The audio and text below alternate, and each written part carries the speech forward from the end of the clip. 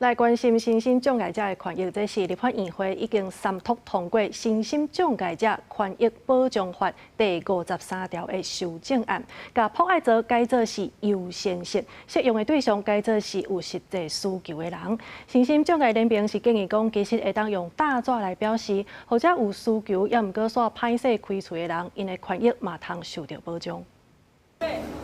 大众运输工具的迫害者真正传出争议，为了降低社会误解甲冲突，回归合作的本质，立法院会15三读通过《身心障碍者权益保障法》第53条修正案，把迫害者的名改做是优先性，适用的对象嘛为原底老人、囡仔等等，调整做其他有实际需求的人优先通坐。病痛在身的民众，或者是健康不佳、无法平稳站立搭乘的乘客者，都能够有一个最基本的安全保障，导致原本善意的制度反而成为制造对立跟道德压力的来源。不少民众即使身体不适，也不敢坐下。现在年轻的喜肾很多，外表看起来就你年轻力壮啊，为什么需要休息呢？或是癌症化疗治疗中的那个脸外观都看不出来，可是他们是真的身体虚弱。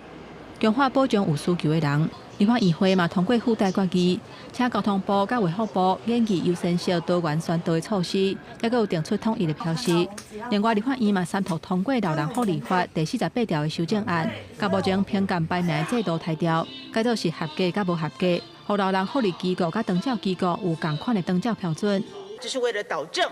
目前的这个老人福利机构评鉴制度跟其他的长照机构有不一样的这个评鉴标准，有助于这个制度的简化，以及这个让资源回归到照顾的本质。